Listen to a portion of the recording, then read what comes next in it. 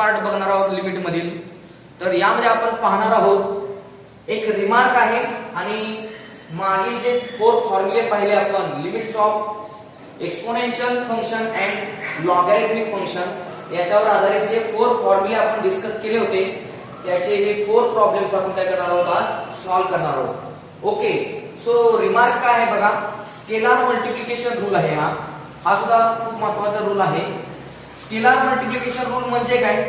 Scalar म्हणजे constant. Multiplication rule म्हणजे काय? एखाद्या स्केलारने एखाद्या कॉन्स्टंट नंबरनं जर एखाद्या फंक्शनला मल्टिप्लाय केलं असेल, for example suppose constant K आहे आणि या कॉन्स्टंट के न एफ ऑफ एक्स ला मल्टिप्लाय केला असेल आणि आपल्याला याचं लिमिट पाहिजे असेल, limit x tends to A आपल्याला फाइंड करायचं असेल तर हे कसं येईल? Equal to K is constant. कोणताही कॉन्स्टंट मॅथमॅटिकल ऑपरेशन्स मध्ये भाग घेत नाही तेव्हा हा के काय करायचा? आपण कॉन्स्टंट आहे बाहेर घ्यायचा, के इंटू काय होणार? Limit x tends to A F of X. Okay, म्हणजे काय झालं? कॉन्स्टंट हा जो आहे के हा काय होणार? हा कोणत्याही प्रोसेस मध्ये भाग घेणार नाही. For example suppose limit x tends to 0. Suppose limit x tends to 0 3 e raised to x. 3 e raised to x. आता इथे काय होईल बघा?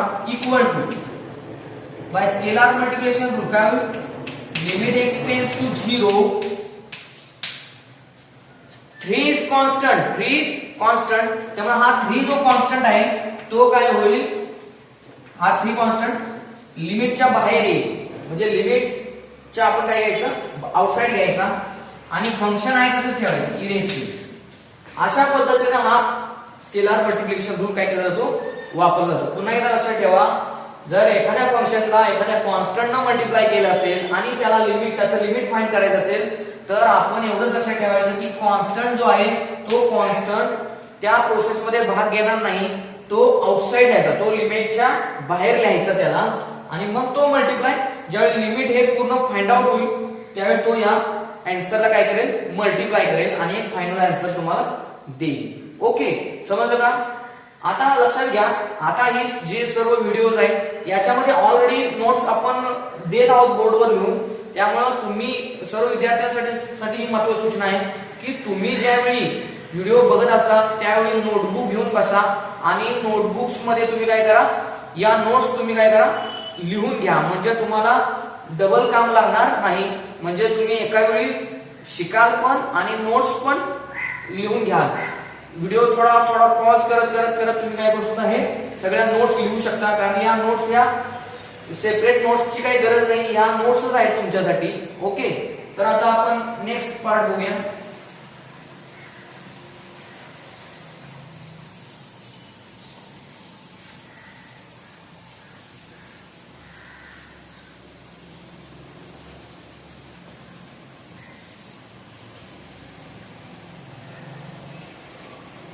बघा, आता याच्यामध्ये एकूण 4 प्रॉब्लेम्स मी दिलेले आहेत. पहिला evaluate limit x tends to 0 3 raised to x - 1 upon tan x. तर आपण सोल्युशन सुरू करू. बघा, पहिला आहे, आता ज्यावेळी आपण लिमिटचा प्रॉब्लेम सॉल्व्ह करत असतो त्यावेळी नेहमी लक्षात ठेवा लिमिटचा जो प्रॉब्लेम दिलेला आहे त्याला कॅपिटल एल म्हणायचं. काय म्हणायचं? Let capital L. नेहमी लक्षात ठेवा लिमिटच्या प्रॉब्लेमची जी सुरुवात आहे ती लेट कॅपिटल एल न हा जो दिलेला प्रॉब्लेम आहे तो पुढे लिहून घ्यायचा आहे. काय होईल? लिमिट एक्स टेन्स टू 0 काय आहे तिथे? 3 raised to x - 1 upon tan x. Okay, upon काय आहे? tan x. Okay, equal to. आता लिमिटचा एखादा प्रॉब्लेम सॉल्व्ह करणं म्हणजे काय? लक्षात ठेवा, जे तुम्हाला फॉर्म्युले दिलेले आहेत मागच्या पार्ट मध्ये 10 फॉर्म्युले, त्याच्यामध्ये जी लेफ्ट हँड साइड आहे फॉर्म्युलाची त्या लेफ्ट हँड साइड मध्ये हा प्रॉब्लेम सेट करायचा. हा प्रॉब्लेम काय करायचा? सेट करायचा. हा प्रॉब्लेम त्यामध्ये बसवायचा त्या फॉर्मॅट मध्ये, म्हणजे तुम्हाला त्या फॉर्म्युल्याची जी राईट हँड साइड आहे ती तुम्हाला आन्सर म्हणून वापरता येते. तर आता इथे बघा यामध्ये न्यूमरेटर बघा काय 3 रेज टू एक्स मायनस 1. आता फॉर्म्युला कसा आपला आहे a raise to f of x minus 1 upon f of x आहे. म्हणजे या 3 raise to x minus 1 upon f of x मध्ये काय पाहिजे पॉवर किती इथं x आहे. म्हणजे याच्या छेदामध्ये 3 रेज टू x मायनस 1 च्या छेदामध्ये काय पाहिजे x पाहिजे लक्षात घ्या. दुसरी गोष्ट डिनॉमिनेटर बघा tan x आहे.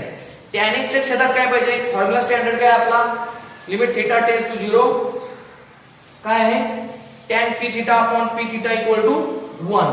तर याच्यामध्ये पण सेम तसंच या tan x अँगल आहे ना tan चा अँगल किती आहे x. तर हा x अँगल आहे हा पण छेदात पाहिजे इथे तरच आपण आन्सर आणि फॉर्म्युला ते वापरू शकतो. तर आता आपण फॉर्म्युला मध्ये सेट करूया. तर काय आहे बघा लिमिट x टेंड्स टू 0.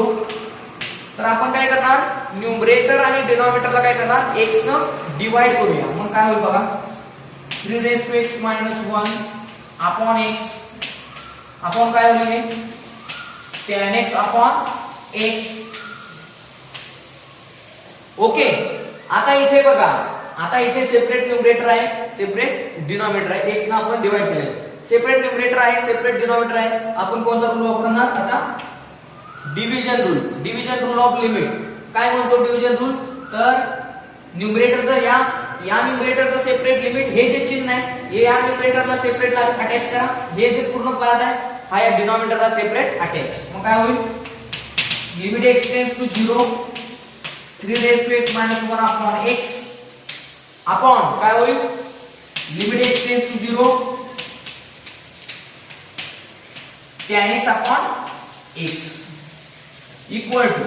आता फॉर्म्युले काय म्हणतात स्टँडर्ड फॉर्म्युले limit x tends to 0 a raise to f of x minus 1 upon f of x equal काय log a. म्हणजे log किती होणार a काय आहे 3 is our a so log 3 upon limit x tends to 0 limit theta tends to 0 tan p theta upon p theta किती answer असतं 1. म्हणजे याचा आन्सर काय येणार limit x tends to 0 tan x upon x x आहे इथं पण x आहे आन्सर काय येणार आपलं 1.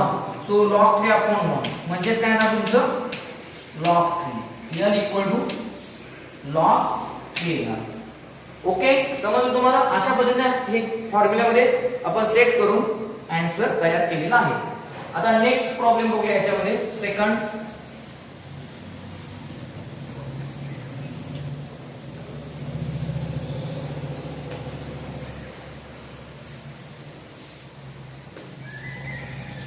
बघा आता सेकंड प्रॉब्लेम काय आहे सेकंड आहे लेट l इक्वल टू काय आहे limit x tends to 0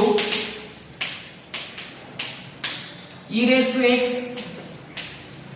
minus sin x minus 1 upon x equal to. बघा इथं कसं सिंप्लिफिकेशन आहे लिमिट x टेंड्स टू 0.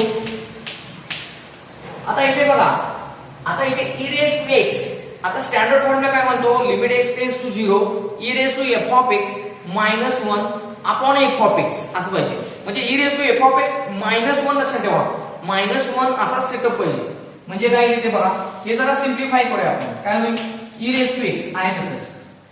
हे जे मायनस 1 आहे ते आपण काय करूया ते या साईडला लिहूया मायनस 1 आणि हे मायनस साइन x आहे ते राईट साईडला लिहूया म्हणजे मायनस साइन x अपॉन काय होईल x. म्हणजे मी काय केलं इथं हे मायनस 1 आहे ते इथं लेफ्ट साईडला लिहिलं आणि मायनस साइन x आहे ते राईट साईडला लिहिलेलं आहे.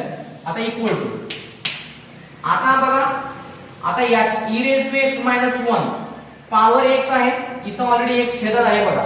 पुन्हा इथे sin x आहे sin x चा x अँगल आहे इथं पण बघा x आहे. तेव्हा आपण काय करू शकतो या x ने या इथे चिन्ह आहे कोणतं मायनस त्यामुळं या x ने आपण काय करू शकतो e raise to x minus 1 ला आपण सेपरेट डिवाइड करू शकतो आणि या sin x ला आपण काय करू शकतो सेपरेट डिवाइड.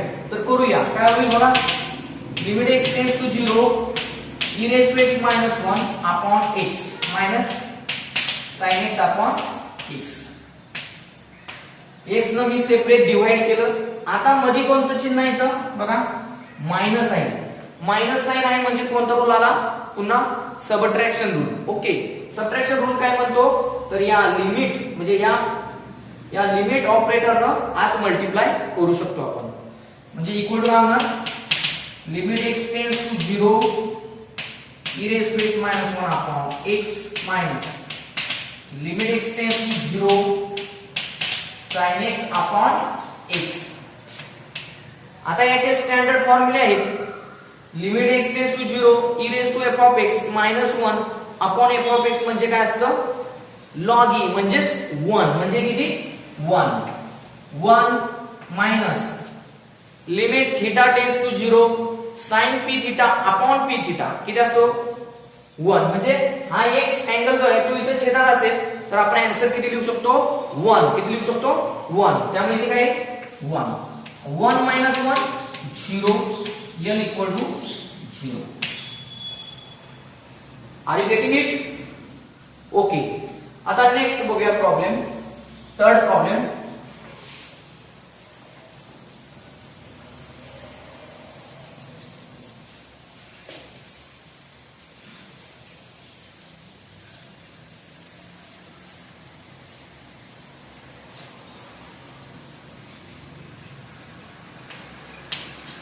थर्ड प्रॉब्लेम आहे, let l equal to limit x tends to 0 1 plus 3x upon 2 raise to 1 upon x. बघा आता इथे काय आहे, limit x tends to 0 1 plus 3x upon 2 raise to 1 upon x equal to limit x tends to 0. Okay, आता आपल्याला काय करता येईल, थिंकिंग करा. काय करता येईल बघा, आता इथे limit x tends to 0 1 plus f of x आहे. काय, this is function of x, त्यामुळे 1 प्लस f ऑफ x. आता 1 plus f of x raise to 1 upon काय पाहिजे आपल्याला, आपल्या स्टँडर्ड फॉर्म्युला मध्ये कसं आहे, limit x tends to 0 1 plus f of x raise to 1 upon f of x पाहिजे.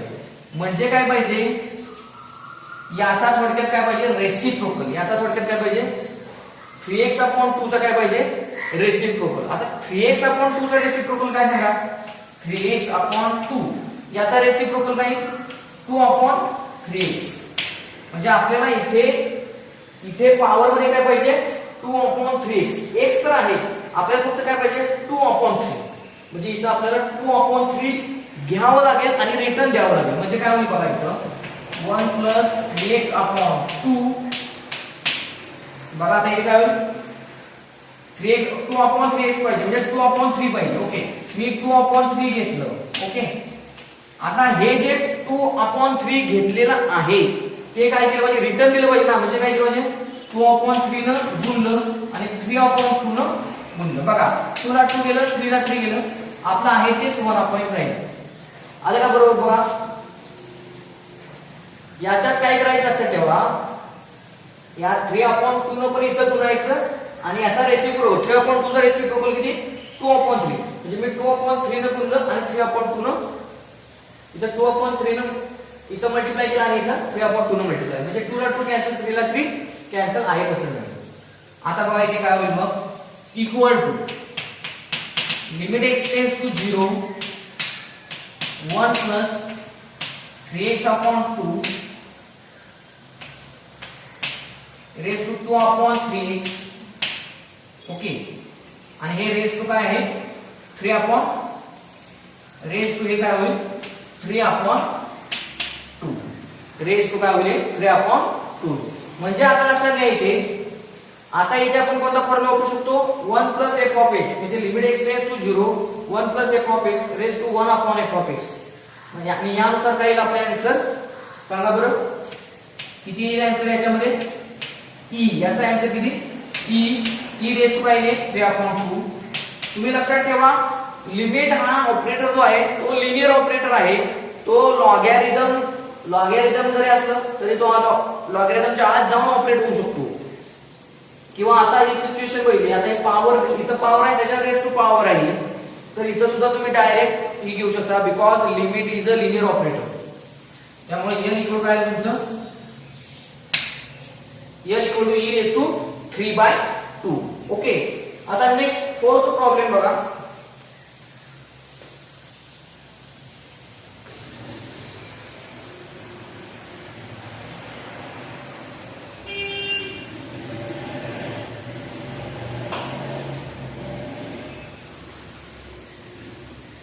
बघा आता फोर्थ प्रॉब्लेम आहे. Let L equal to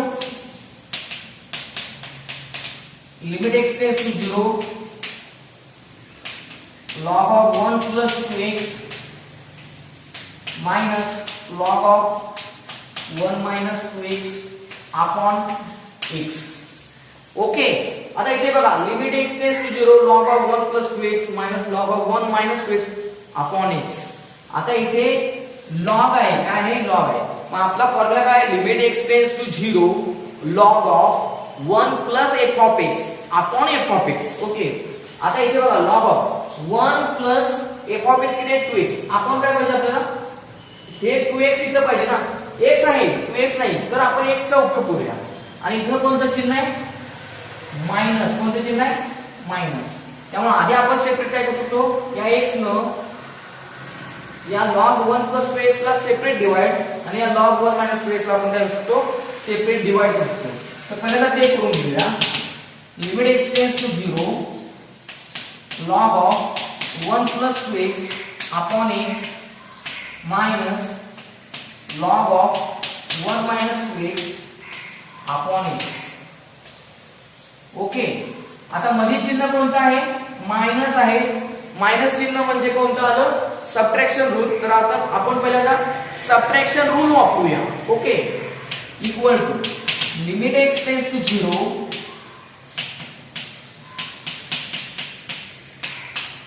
upon x minus limit x tends to 0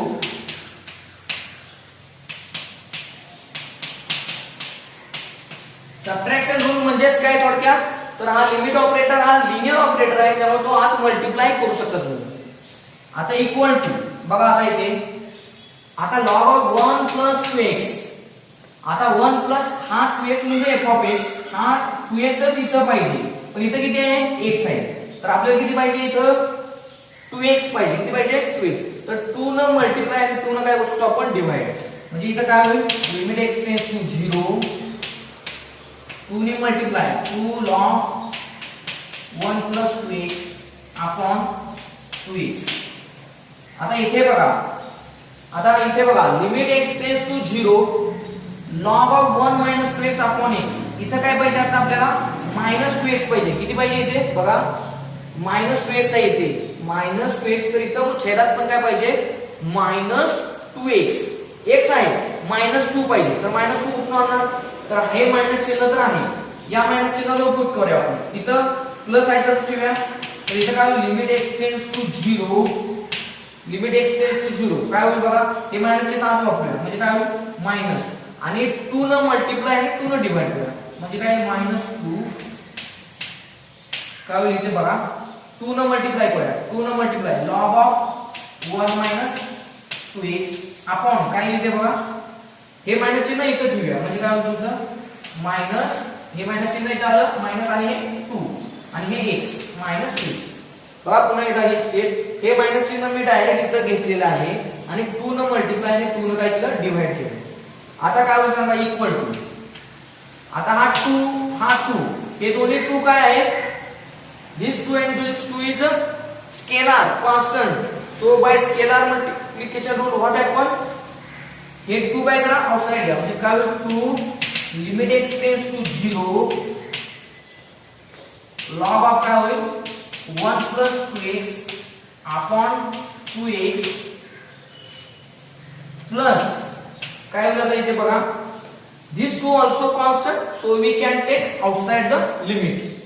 2 outside घ्या, 2 limit x tends to 0 log of काय होईल बघा, log of 1 minus 2x upon minus 2x.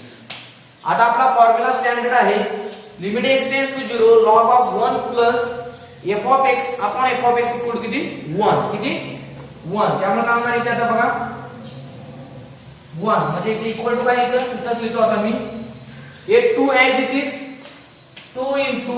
याचा answer 1 2 into 1 plus हे प्लस साइन आहे तसंच घेतलं.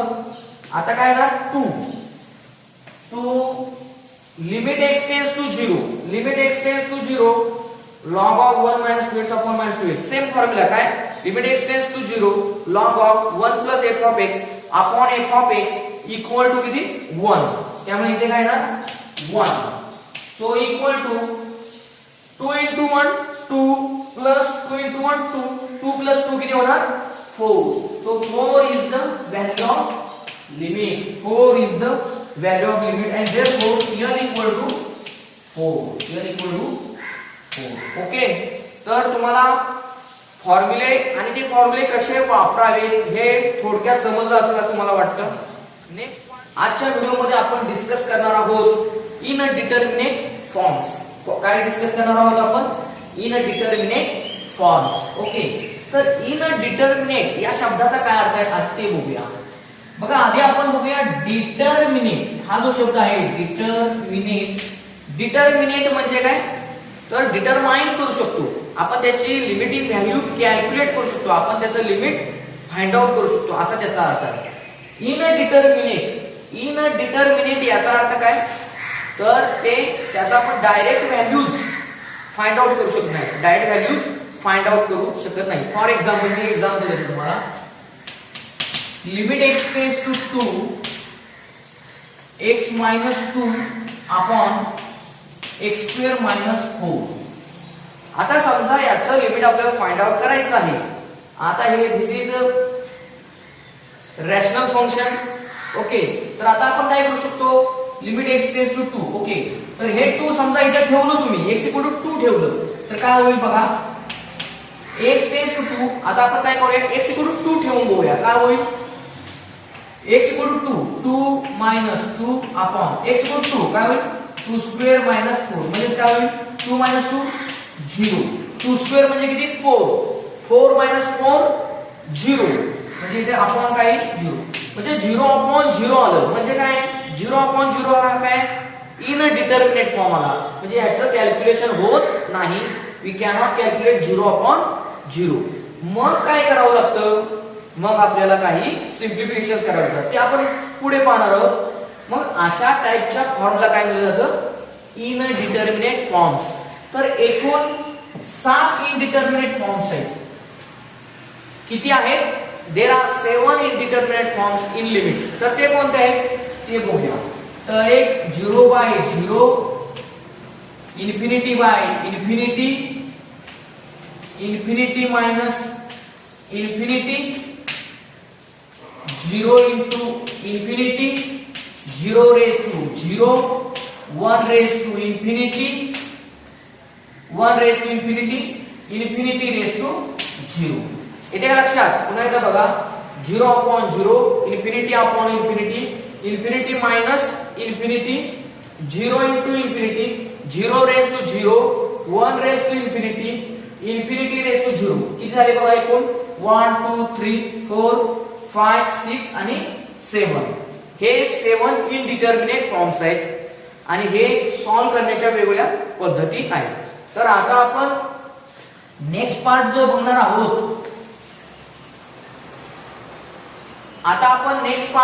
आहोत की यातले जे इनडिटर्मिनेट फॉर्म्स आहेत जसे की आता इथे 0 by 0 फॉर्म आहे उदाहरणार्थ 0 by 0 फॉर्म आहे उदाहरणार्थ. तर 0 by 0 फॉर्म असू द्या किंवा जनरल कोणतेही फॉर्म असू द्या तर या लिमिट चॅप्टर मध्ये आपण आता लिमिट फाइंड आउट करण्याच्या 3 मेथड्स बघणार आहोत. किती 3 मेथड्स. तर आता आपण बघूया मेथड्स फॉर लिमिट्स. तर याच्यामध्ये एकूण 3 मेथड पाहणार आहोत. पहिली मेथड आहे ती म्हणजे फॅक्टरायझेशन मेथड. कोणती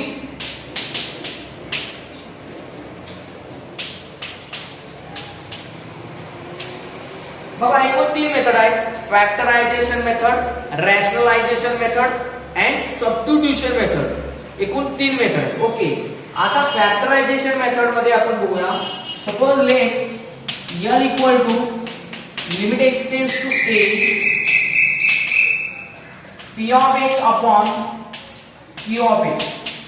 बघा इथे लक्ष द्या, P of x upon Q of x आहे. ओके, तर आता याच्यामध्ये काय होणार, this is numerator, this is denominator. तर आपण काय करूया, आत मल्टिप्लाय करूया, equal to by division rule काय होईल, limit x tends to a P of x upon काय होईल, न्यूमरेटरचं सेपरेट लिमिट आणि डिनॉमिनेटरचं काय होईल, सेपरेट लिमिट.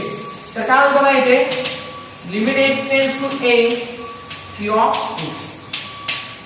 आता एकूण न्यूमरेटर आणि या डिनॉमिनेटर मुळे एकूण 3 केसेस तयार होतात. केस फर्स्ट आहे बघा, केस फर्स्ट आहे ती म्हणजे बघा, limit x tends to a Q of x is not equal to 0. पहिली केस बघा, case first, limit x tends to a. जर हा डिनॉमिनेटर, या डिनॉमिनेटरचं जर लिमिट म्हणजे हा लिमिट पार्ट जो आहे हा जर नॉन झिरो असेल, काय असेल म्हणलं मी बघा पुन्हा एकदा, हा जर नॉन झिरो असेल आणि limit x tends to a Q of x, आपल्याला काय आन्सर येणार आहे हे माहित नाही, काही येईल. तर त्यावेळी काय होईल, then limit exist, limit exist. तर आपण काय करू शकतो, आपण डायरेक्ट सॉल्व, आपण डायरेक्ट लिमिट घेऊ शकतो, we can put direct limit. तर इथं काय शकतो, देन लिमिट एक्झिस्ट म्हणजेच काय, तर तुम्ही काय करू शकता, x टेंड्स टू a, तर x च्या ठिकाणी x इक्वल टू a ठेवू शकता, इथे x इक्वल टू a आपण डायरेक्ट ठेवू शकतो आणि जे काही कॅल्क्युलेशन करून जे काही व्हॅल्यू येईल तेच काय असणार आहे, आपलं लिमिट असणार आहे. आता केस सेकंड जी बघा, केस सेकंड मध्ये काय होतं बघा, limit x tends to a P of x equal to Q of x equal to 0. Suppose या डिनॉमिनेटरचं लिमिट काय आहे, या डिनॉमिनेटरचं लिमिट काय होईल, डिनॉमिनेटरचं limit x tends to a Q of x equal 0, म्हणजे हे 0 झाला, डिनॉमिनेटर 0 झाला, न्यूमरेटर काही असेल, हे लक्षात समजते का. तर आता इथे काय होईल, limit x tends to a Q of x equal 0 आणि एनी नंबर, याचं काही आन्सर येईल, नो प्रॉब्लेम, याचं काही आन्सर येईल, नो प्रॉब्लेम. तर इथं काय होईल, मग काही आन्सर असेल पण डिनॉमिनेटर काय 0 आहे ना, मग एनी नंबर अपॉन 0 काय इन्फिनिटी, म्हणजेच काय झालं, लिमिट डज नॉट, लिमिट काय होईल, does not exist, limit does not exist, limit does not exist. येते लक्षात. आता तिसरी जी केस आहे ती बघूया. तिसरी केस काय आहे बघा, केस थर्ड आहे, न्यूमरेटर आणि डिनॉमिनेटर दोन्ही 0 आहेत, म्हणजेच काय, limit x tends to a P of x equal to 0 and limit x tends to a P of x equal to 0, दोन्हीही 0 आहेत. म्हणजेच काय झालं, आता दोन्ही न्यूमरेटरचं लिमिट पण 0 आहे, डिनॉमिनेटरचं लिमिट पण 0 आहे. याचा अर्थ काय, तर x इक्वल टू a जर इथं ठेवलं आणि इथं x इक्वल टू इथं a ठेवलं, x इक्वल टू a, तर तुम्हाला मिळणार जे काय आन्सर असणार आहे ते काय असणार आहे, 0 0 असणार आहे समजा. तर 0 अपॉन 0 फॉर्म्युला झालं काय, इथं 0 बाय 0 फॉर्म झाला ना.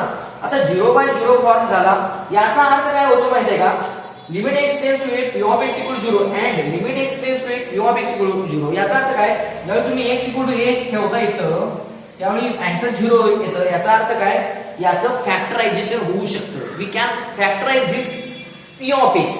Similarly, we can factorize this Q of x. Means we can factorize this numerator and denominator. समजते का, म्हणजे आता आपण काय करायचं, आपल्याला माहिती झालंय, म्हणजे काय, then factorize numerator and denominator, simplify it and put given limit, we get final limit. Final limit येईल म्हणजे काय होईल इथं. Then factorise numerator and denominator. Numerator and denominator factorise करा, सिम्प्लिफाय करा. ते फॅक्टरायझेशन झाल्यानंतर सिम्प्लिफाय करा आणि सिम्प्लिफाय केल्यानंतर काय करा, जे लिमिट दिले, limit x tends to suppose 2 दिला असेल, x टेन्स टू 3, तर काय तुम्ही करू शकता त्या केस मध्ये x इक्वल टू 3 लिहू शकता, x इक्वल टू 2 लिहू शकता.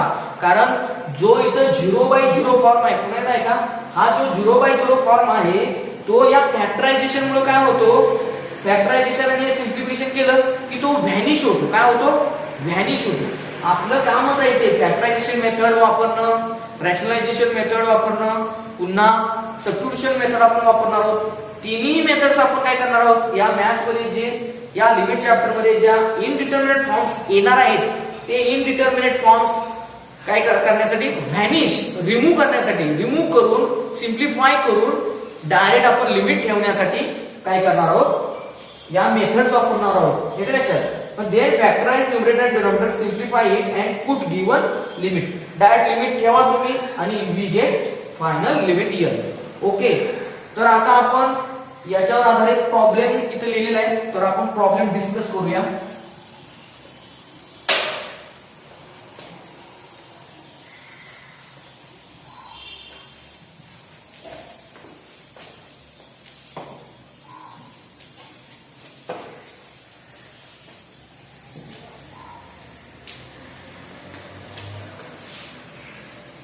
बघा आता प्रॉब्लेम काय आहे, इव्हॅल्युएट. इव्हॅल्युएट म्हणजे काय, कॅल्क्युलेट. इव्हॅल्युएट, कॅल्क्युलेट, फाइंड, तिन्हीचा अर्थ एकच की कॅल्क्युलेशन करायचंय किंवा फाइंड आउट करायचंय किंवा सॉल्व्ह करायचंय थोडक्यात. तर लेट काय होणार, नेहमी लेट एल इक्वल टू आहे, L equal to limit x tends to 2 x square minus 5x plus 6 upon x square minus 4. Okay. तर आता इथे बघा काय होतं, ते काय होतं बघा, x टेन्स टू 2 ठेवा इथे, काय होईल, 2 स्क्वेअर 4, 4 and 6 10, इथे 2 ठेवा. आज तुम्ही 10 वजा 10, 10 वजा 10 किती होणार, 0 अपॉन x टेन्स टू 2 इथे ठेवा, 2 स्क्वेअर 4, 4 मायनस 4 0. म्हणजे हा काय आला तुम्हाला थोडक्यात, तुमचा काय आला, दिस इज 0/0 फॉर्म आहे. दिस इज 0/0, 0/0 इनडिटर्मिनेट फॉर्म. आता आपल्याला हा इनडिटर्मिनेट फॉर्म काय करायचा आहे, रिमूव्ह करायचा आहे, काढून टाकायचा आहे आणि सिंपल करायचा आहे. तर त्यासाठी कोणती मेथड वापरणार आपण, फॅक्टरायझेशन. का, तर आपलं काय 0/0 आहे ना, फॅक्टराइज आपण करू शकतो, काही प्रॉब्लेम नाही. तर काय बघा, तर आपण आता केस 3 बघितली नाही, तर केस 3 मध्ये काय 0/0 असेल तर काय होणार, आपण फॅक्टराइज करू शकतो. तर काय होणार, लिमिट x टेन्स टू 2. बघा आता न्यूमरेटरचं factorisation, x square minus 5x plus 6 काय करणार, कसं करणार तुम्ही बघा, 6 into 1 गुणाकार किती आला पाहिजे, गुणाकार 6 बेरीज वजा 5, 3 दुनी 6 वजा 3 वजा 2, वजा 3 वजा 2 वजा 5 वजा 3 गुणिले वजा 2 minus minus plus 3 into 3 to the 6. त्यामुळे इथे काय होईल बघा, काय येईल आता तुमचं इथं, x मायनस 3 आणि काय x minus 2. Okay, x minus 3 आणि x मायनस 2. आता बघा इथे आपण काय, x square minus 4, x square minus 4 म्हणजेच काय, x स्क्वेअर मायनस 2 स्क्वेअर ना, काय होईल, x स्क्वेअर मायनस 2 स्क्वेअर. अजून सिम्प्लिफाय करूया आपण, limit x tends to 2 x minus 3 x minus 2. Numerator आहे तसा, डिनॉमिनेटर काय बघा, x स्क्वेअर मायनस 2 स्क्वेअर म्हणजेच काय, a square minus b square, आणि a square minus b square म्हणजेच काय, a plus b a minus b. म्हणजेच काय होईल तर x plus 2 x minus 2. So this x minus 2 this x minus 2 cancel. What remaining, limit x tends to 2, हे शिल्लक राहिलं x minus 3 upon x plus 2 equal to, आता मी तुम्हाला सांगितलं त्याबद्दल फॅक्टरायझेशन झालं इथं. दिस is factorisation of, this is the factorisation of numerator, this is the factorisation of denominator. x minus 2 get cancel, only remaining this part means this is the simplification. आता simplification झालेलं आहे. आता आपण काय करायचं आहे, x टेन्स टू 2 म्हणजे x equal to 2 आता आपण ठेवायचं आहे. म्हणजे x इक्वल टू ठेवायचं. काय होईल, x equal to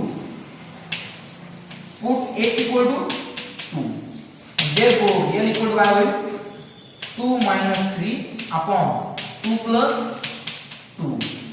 2 - 3 - 1 upon 2 + 2 4 -1 upon 4 is the value of limit our given problem. Okay, आता नेक्स्ट पार्ट बघूया.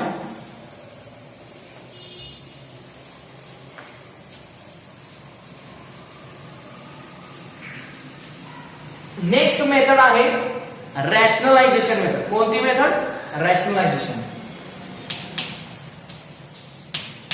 Second method rationalization method. Rationalisation method. Okay, आता रॅशनलायझेशन मेथड केव्हा वापरायची तर ती आधी बघूया. बघा, if f of x contains square root type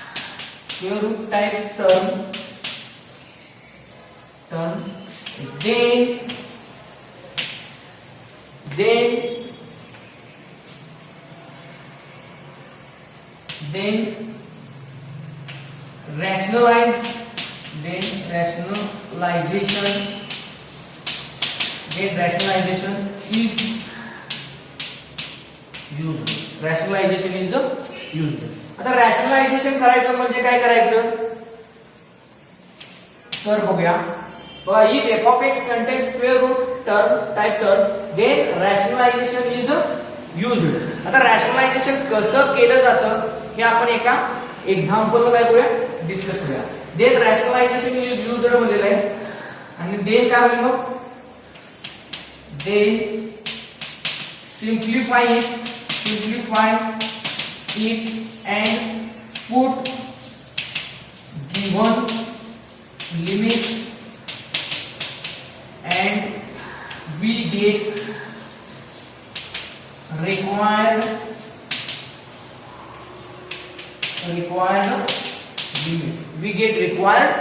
limit. Okay, तर आता आपण बघूया ज्या पद्धतीने थेरी लिहिलेली आहे तर या पद्धतीने आपण प्रॉब्लेम बघूया.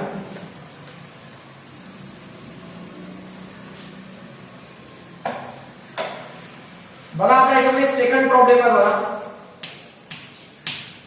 We discuss second problem. Limit x tends to 3 x² - 9 upon square root x - square root 3. Okay, let l equal to limit x tends to 3 x² - 9 upon square root x - square root 3. Okay, equal to.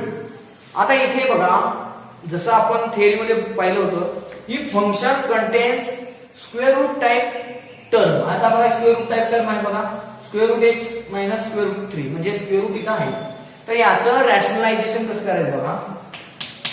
Limit x tends to 3 x² - 9 आता route x - route 3 याचा काय घ्यायचा, conjugate घ्यायचा. म्हणजे route x - route 3 तर minus आहे, minus काय घ्यायचं, प्लस. काय घ्यायचं, प्लस. मग बघा इथं आता रूट x - रूट 3 इनटू काय, मग इथे याच्या कॉन्जुगेटनं म्हणजे रूट x - रूट 3 याच्या कॉन्जुगेटनं काय करायचं, मल्टिप्लाय आणि डिव्हाइड करायचं. काय करायचं, मल्टिप्लाय अँड डिव्हाइड करायचं. म्हणजे काय होईल, root x plus root 3 upon root x plus root 3 multiply and divide केलं. आता आपण सिंपल करूया. Equal to limit x tends to 3 x² - 9 root x plus root 3.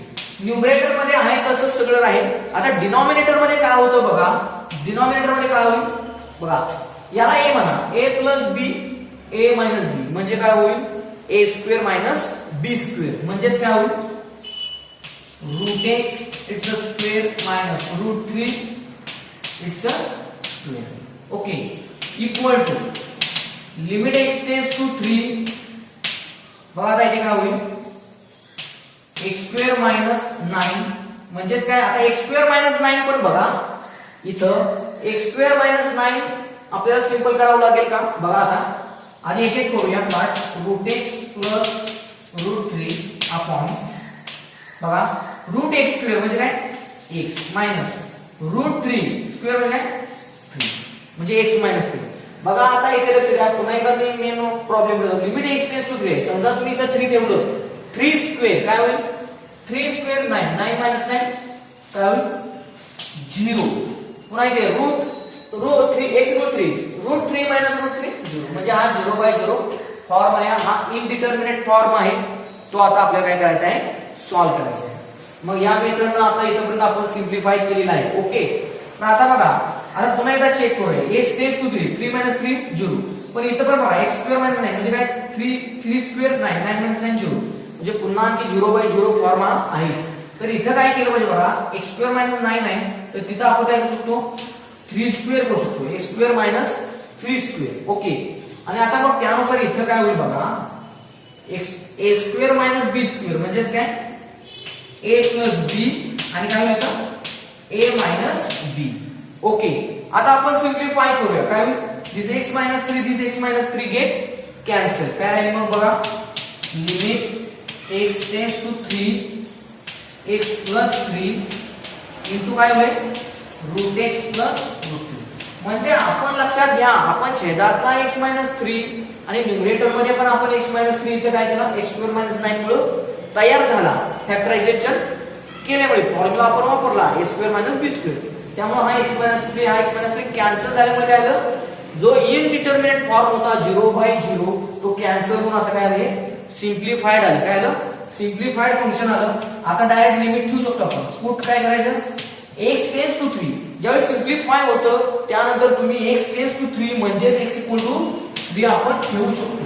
आणि therefore n इक्वल टू काय होतं 3 इथे ठेवा, 3 प्लस 3 √x म्हणजे काय √3 प्लस √3 इक्वल टू 3 प्लस 3 6. आता √3 प्लस √3 म्हणजे किती तुम्हाला माहिती आहे already.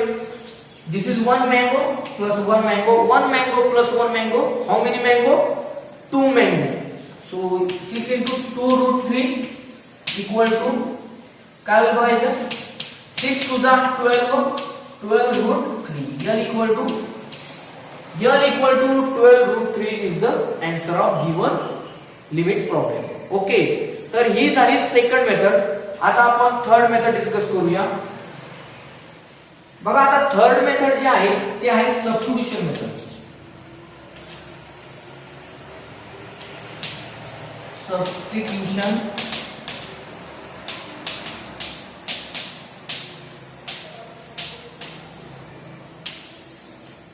Third method is substitution method. आता ही कुठे वापरायचे री बघूया. Consider limit of trigonometric function. तर आपल्याला इथे काय करायचंय consider limit of trigonometric function. For example limit x tends to a f of x. Okay, आता limit x to a f of x, this f of x is a trigonometric function. This f of x is a, because we write here consider limit of trigonometric functions. And therefore this where this f of x is a, or let limit x tends to f of x where this f of x is a trigonometric function. Okay, this f of x is a trigonometric function. Okay, आता याचा आपल्याला limit find out करायचं आहे. पण होतं काय जेव्हा तुम्ही x टेन्स टू a ठेवता तेव्हा तिथे इनडिटर्मिनेट फॉर्म तयार होतो. तर या केस मध्ये आपण काय करायचं आहे इन दिस केस बघा आता x टेन्स टू a. तर इन दिस केस काय करायचं हा a इकडे घ्यायचा म्हणजे काय होईल x minus a. In this case काय करायचं x minus a equal to in this case put बघा पुन्हा एकदा x टेन्स टू a हा ए इकडे घ्या, लेफ्ट साइड काय होईल एक्स मायनस ए, काय होईल एक्स मायनस ए, म्हणजेच काय आलं x minus a equal to आपण काय म्हणायचं टी, पुढे x minus a equal t. Okay as आता काय आपण काय म्हणलेलं इथं x tends to a, as x tends to a. Okay as x tends to a म्हणजे काय एक्स हा एक्स ची किंमत काय ए च्या जवळची किंमत म्हणजे x tends to a, x tends to a इथे ठेवा, इथे ए ठेवलं ए मायनस ए 0, पण इथं मी लिहिताना काय लिहितोय बघा टी, टी इक्वल टू आहे, टी इक्वल टू 0 नाही लिहित मी, लक्षात घ्या टी टेन्स टू 0 लिहितो, लक्षात घ्या. तुम्ही म्हणता की इथं एक्स टेन्स टू म्हणते सर आणि इथं एक्स इक्वल टू ए ठेवता, ए मायनस ए इक्वल टू 0 लिहिणार, तर 0 नाही लिहिणार मी, काय लिहिणार एक्स टेन्स टू ए म्हणजे ए मायनस ए 0 म्हणजे टी टेन्स टू 0, लक्षात घ्या प्रॅक्टिकली. आणि देयरफॉर एल इक्वल टू काय होणार limit t tends to 0 f of t. म्हणजे आता काय होणार लक्षात घ्या, सबस्टिट्यूशन घेतल्यामुळे हे फंक्शन ऑफ एक्स होतं ते फंक्शन ऑफ टी झालं. आधी काय होतं एक्स टेन्स टू ए होतं, आता काय झालं लिमिट टी टेन्स टू 0 झालं. येते लक्षात. तर आपण हे तुम्हाला समजण्यासाठी आणि काय करायचं म्हणजे समजण्यासाठी हे थर्ड एक्झाम्पल आहे ते डिस्कस करूया. तर इथं limit t tends to 0 f of t झालं की तुम्ही रेग्युलर मेथडनं सॉल्व्ह केलं तरी चालेल. ओके तर आता आपण डिस्कस करूया bye problem.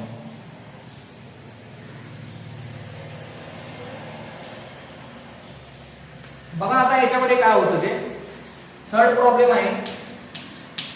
Late L equal to काय होईल याचं solution limit x tends to pi by 2. बघा this is the third problem आपण डिस्कस करूया. Let L equal to limit x tends to pi by 2. याच्या सोल्युशन मध्ये नेहमी लेट एल इक्वल टू लिहायचं आहे. L equal to limit x tends to pi by 2 cot x upon x minus pi by 2. Okay आता बघा इथे सुरू करूया सबस्टिट्यूशन मेथड वापरूया. बघा x tends to pi by 2 आणि हे ट्रिग्नोमेट्रिक फंक्शन आहे. तुम्ही जर इथे cot पाय बाय 2 घेतला तर इथे x equal to pi by 2 minus pi by 2 0 होईल. येते लक्षात. तसंच इथं काय cot पाय बाय 2 म्हणजे काय येणार तुमचं cos पाय बाय 2 अपॉन sin पाय बाय 2 म्हणजे 0 अपॉन 0 म्हणजे इथे काय 0 बाय 0च फॉर्म आहे. ओके आता आपल्याला हा 0 बाय 0 फॉर्म काय करायचा आहे व्हॅनिश करायचा आहे. तर आपण सबस्टिट्यूशन घेऊया. Put x tends to pi by 2 म्हणजे काय येणार x minus pi by 2 equal to and that is x equal to minus pi by 2 तिकडे गेलं प्लस पाय बाय 2 प्लस म्हणजे x equal to pi by 2 plus t झालं. ओके आता आपण काय म्हणतोय x tends to pi by 2 therefore as x tends to pi by 2. आता बघा as x tends to pi by 2 म्हणजे इथं x tends to pi by 2 म्हणजे x equal pi by 2 ठेवा. काय होईल pi by 2 minus pi by 2 0 म्हणजे काय होईल इथं t इक्वल टू नाही घ्यायचं तर काय t टेन्स टू 0 होणार. t टेन्स टू 0 कारण आपण x tends to pi by 2 ठेवलेला आहे म्हणजे पाय बाय 2 मायनस पाय बाय 2 0 म्हणजे t टेन्स टू 0. आणि देयरफॉर दिलेला प्रॉब्लेम काय होईल देयरफॉर l इक्वल टू काय होईल लिमिट काय होईल t tends to 0 cot x म्हणजे काय पाय बाय 2 प्लस t म्हणजे काय येणार इथं पाय बाय 2 प्लस t पाय बाय 2 प्लस t अपॉन काय होईल बघा आता upon x minus pi by 2 x minus pi by 2 म्हणजे काय t अपॉन t. बघा पुन्हा एकदा लिमिट चेंज होतं लक्षात घ्या. इथे लिमिट t टेन्स टू 0 झालं सबस्टिट्यूशन मुळे t tends to 0 limit t tends to 0 cot हा x आहे x म्हणजे काय x equal to pi by 2 plus t त्या सबस्टिट्यूशन मुळे x equal to pi by 2 plus t upon x minus pi by 2 x minus pi by 2 म्हणजे t ठेवलं. Substitution घेतलेलं सगळं ठेवलेलं आहे. आता काय होणार इक्वल टू बघा आता limit t tends to 0 cot pi by 2 plus theta. आता cot pi by 2 plus theta असू द्या किंवा cot pi by 2 minus theta असू द्या काय होतं cot चं काय होणार tan होणार. cot pi by 2 minus theta cot tan theta म्हणजे इथे काय होणार tan t. पण इथं लक्षात घ्या cot pi by 2 plus t म्हणजे कोणत्या क्वाड्रंट मध्ये आला आपला ट्रिग्नोमेट्रिक फंक्शन पाय बाय 2 प्लस म्हणजे काय आला सेकंड क्वाड्रंट. आणि सेकंड क्वाड्रंट मध्ये काय होणार सेकंड क्वाड्रंट मध्ये कोण पॉझिटिव्ह असतो बघा ऑल स्टुडंट टेक कॉफी त्यानुसार साइन आणि कोसेक, पण हा कॉट आहे ना, हा काय असणार निगेटिव्ह, म्हणजे काय होणार minus tan t upon t. आता हे मायनस चिन्ह बाहेर घ्या, कारण मायनस म्हणजे -1 by scalar multiplication रूल काय होईल, this minus get outside, -1 minus limit t tends to 0 tan t upon t. आणि tan t अपॉन t म्हणजे काय होईल सांगा, t same angle, that's why value is 1, so -1, so here equal to -1. तर अशा पद्धतीने या चॅप्टर मध्ये ज्या 3 मेथड्स होत्या आणि काय 10 फॉर्म्युले होते, इनडिटरमिनेट फॉर्म पण आपण डिस्कस केले. अशा तऱ्हेने हा चॅप्टर काय झालेला आहे इथं संपलेला आहे. नेक्स्ट लेक्चर मध्ये आपण न्यू चॅप्टर डिस्कस करूया. Thank you for watching my video.